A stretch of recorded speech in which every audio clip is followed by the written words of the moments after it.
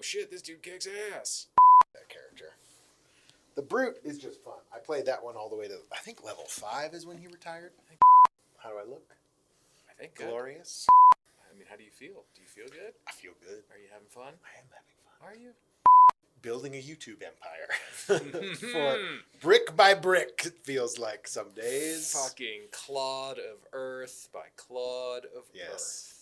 Hey everybody, welcome back to Peak D&D and this episode of Feywatch, where we're talking Fey. And we're talking about our campaign Beyond the Feywild, which is sort of the part 2 of our campaign, ongoing gameplay, where Illinsworth, Jastian, and Gord are now on their way to Cormanthier.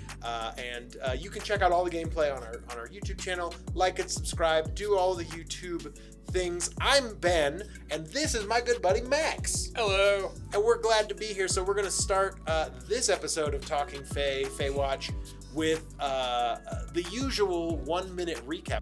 Although we didn't discuss who was going to start. You want to start? Do you want me to start? I'll start the timer.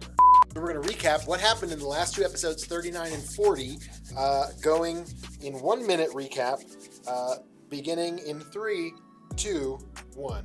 Okay, on the road again. We were walking to Cormanthier when everything was going great. It was a pretty day, and then Dick was like, no, roll a random encounter. And Tony's like, I rolled a thing. And then phase spiders. And boy, oh boy, are we going to talk about that later. But yes. Luckily, we got Tony back. Not with the loot, though, which, you know, as a thief, that not cool. But then we did get our loot when I went and stole here, have this cursed rod. And you're welcome. All my pleasure. And then we were on our way to Cormanthier, and we found time.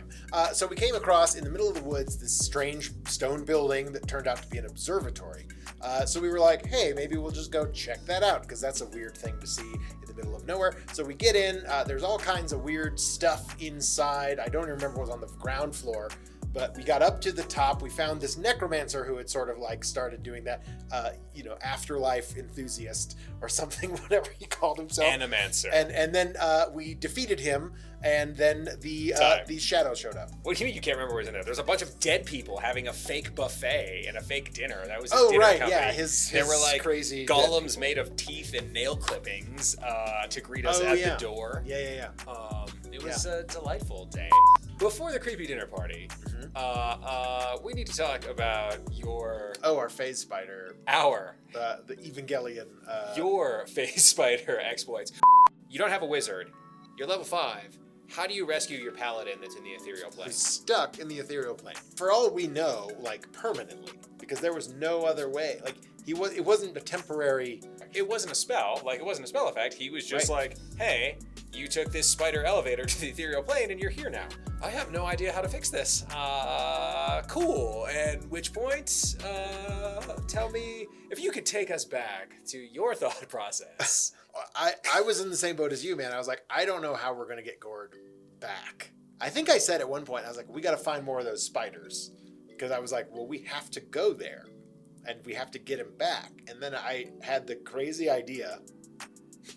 I mean, honestly, thanks to Rick and Morty, because I was imagining Pickle Rick and how he lured the rats, and he he started with a cockroach, that he bit, and then he was using his tongue to activate its legs and in its little nerve stem. And so I was just like, well, I wonder what it would take, Nick. And Nick, like a good DM that he is, he's a fantastic dungeon master and never shuts us down.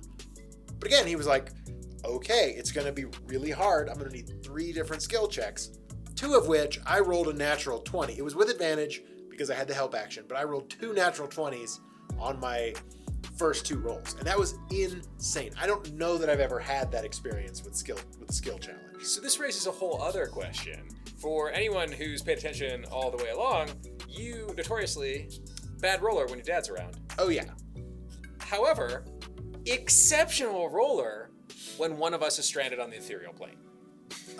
Apparently, that's so. How can we harness this when it comes down to I think that maybe the dice would come through for me if it was life and death. If it again, we've been fairly lucky, and Nick has been very generous a couple of times to allow us to order of operations and certain things happening in a certain order to give us a fighting chance that someone isn't going to have to, a character's not going to be permadead, and then in need of a resurrection. So that was my thought, was we gotta get him back. This thing can go to where I need to go. Can I figure out a random, like, being a first level druid, I feel like I could, figure out the anatomy of this thing. And Nick rolled with it, to his credit, much to his credit. Yeah. Because otherwise I wouldn't have stood a chance. I do wish that, not that I'm not having fun with you, it would be awesome to also have Nick here to be like, okay, had that not worked, then what? Yeah, that then what is a big open space. I mean, because in my mind it was like, okay, we would have done the observatory without Gord. Yeah, and maybe we wouldn't have got through it. We would have decided to just go past it, or open it up and be like, nope. Well, maybe that's why that necromancer was there. Maybe he was a powerful wizard. And I mean, he went down like a sack of potatoes, as Gord would say. But maybe he had something. Maybe there would have been a scroll of plane shift or something that we could have utilized, or maybe he knew somebody that we could have done him a favor and he would have gotten Gord back. I had it in my head that it was going to be like, ooh, okay, Tony's going to be stuck on the ethereal for a hot second, much like we had to rescue you in the ritual. This is going to take some. This is going to take a quest. This is going to take some things happening. This is a Justin and Illensworth episode. Yeah. Side quest. Buddy comedy. Yay! Nice. Yeah, that would have been cool.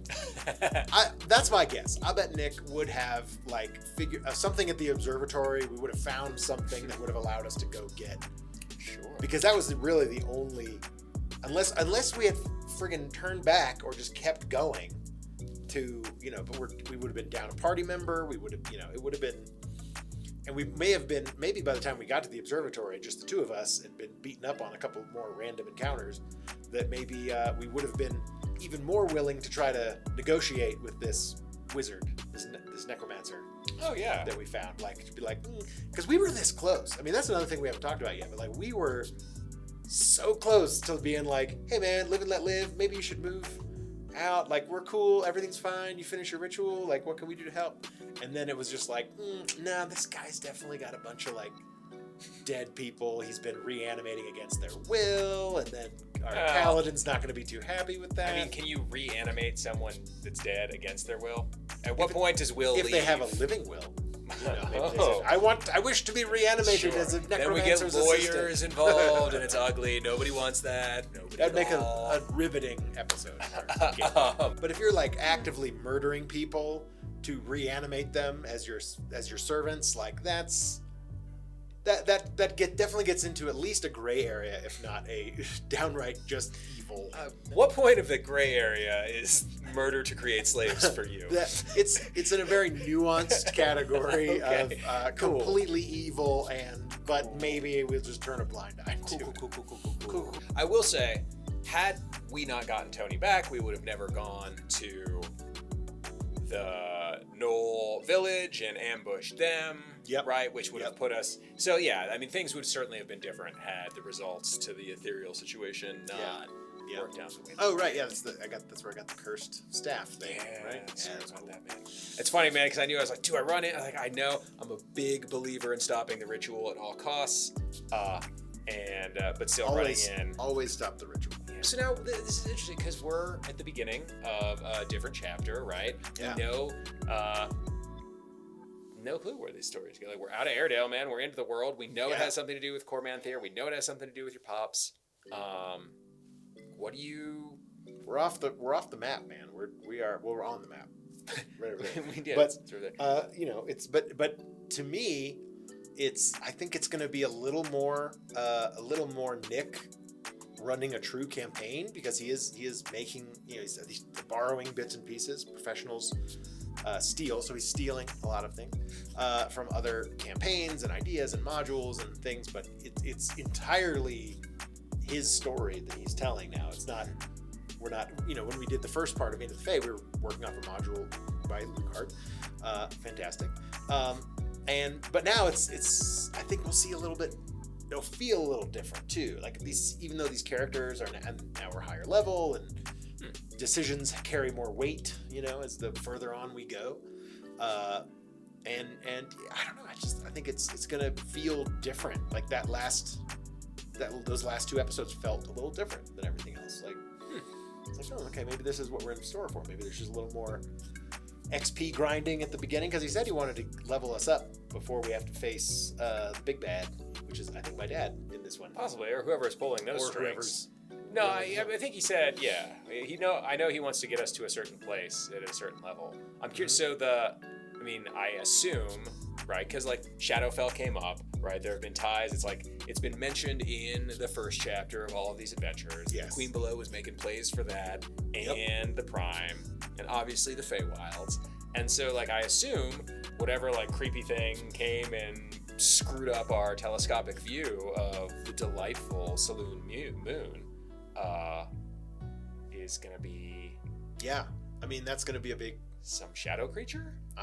Possibly, yeah. I think that he described just a all dark black figure and with just a toothy maw that was grinning at us, and then we basically rolled initiative, and that's where we stopped that session. So only time will tell once we see what happens.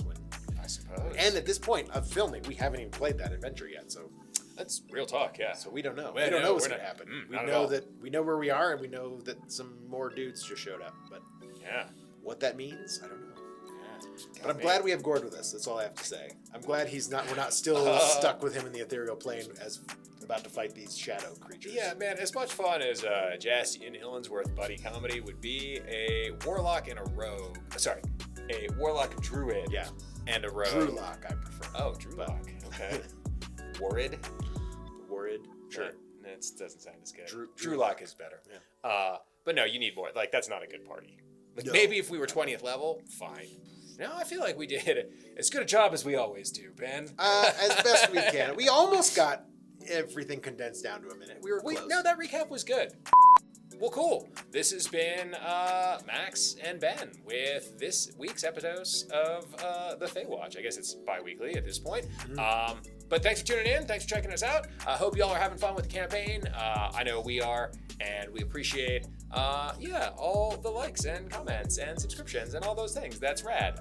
We have fun doing this, and it's nice to know that other people enjoy it too. So, yeah, keep all that stuff up, and be well, and live good lives, and all that good stuff. We'll see you next time here at the Peak.